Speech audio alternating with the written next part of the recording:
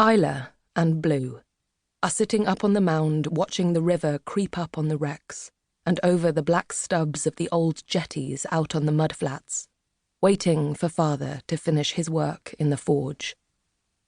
Along the far riverbank, the ghost city, the great line of its long abandoned river wall, its crumbling gates and towers, is making its upside-down face in the river again. "Something's coming, sister," Blue says. "Look." Isla looks. The wind has picked up. It scatters the birds wading on the mudflats. It catches at the creepers that grow along the ghost city wall. It lifts and rustles them like feathers.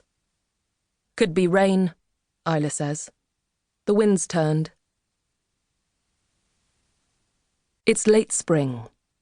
There has been no rain for weeks. No clouds, just the baking, glaring forge fire of the sun. At first, after the long winter, the sisters had welcomed the sun coming in so hot. Dull roots had stirred, flowers came early, first the primroses and bluebells in the wood, then the tiny spears of the cuckoo pint and the blackthorn blossom in the hedgerows. The bean seedlings had pushed up through the soil in their garden, fingers unfurling into sails. Now the reeds whisper like old bones. The sisters swim in the river when they can steal away from the field or from father's forge. Around them the sun beats down on the mudflats. Meat turns. Flies gather.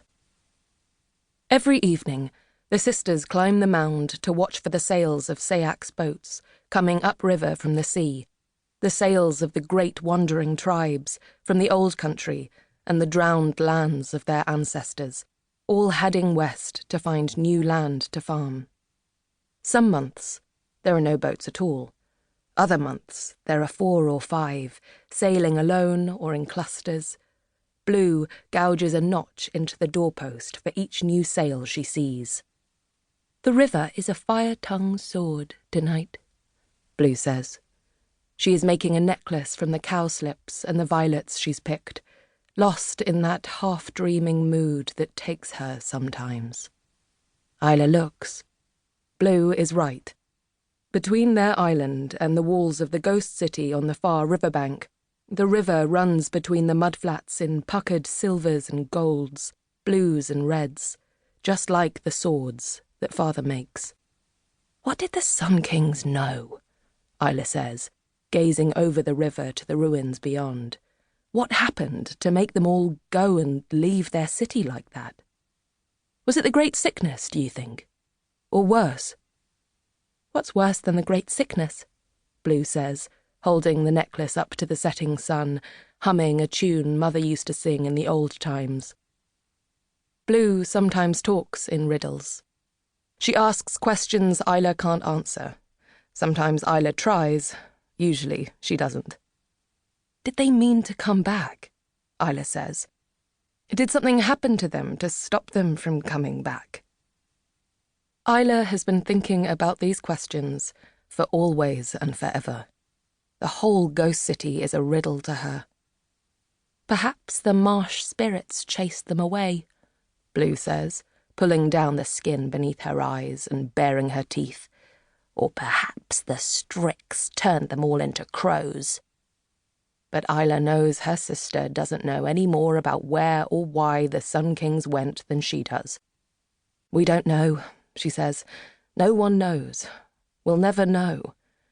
And then, with a sigh, Blue puts down her flowers and says, her eyes wide, "Mother said there were gardens inside, and pools of hot water, and temples as big as 10 mead halls, and fountains full of coins, and men who fought with bears and giants and—" "Stop your nonsense," Isla says.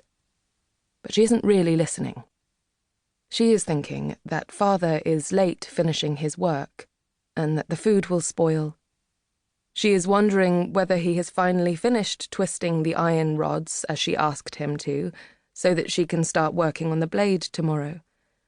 Most nights, he is out through the forge door long before they can see the stars.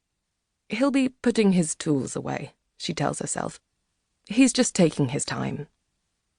Mother told me, Blue says again, her eyes closed, drawing shapes in the air with her long fingers. She did. She said. She knew. Blue makes Isla wild sometimes with the things she says. You're making it up, Isla tells her. Mother didn't say any such thing. Anyway, how would she know? The Sun Kings left 100 winters ago. The ghost city is empty. There's nothing living in there now except kites and crows. It's all just mud and broken stone. And ghosts, Blue says. And the Strix. Isla gives up. Blue's face is flushed. She's been sitting in the sun too long. Father says Blue is touched. Isla sometimes wonders if there is something wrong with her sister, that often she seems to know what Isla is going to say before she says it, or she sees things others can't see. Fanciful, Mother used to say. Your sister's just fanciful, Isla. You mustn't mind her. You've listened to too many of old Sive's stories, Isla says. She can't help herself. She is cross and hot and tired, and the old darkness is gathering down inside her. It's making her want to run again.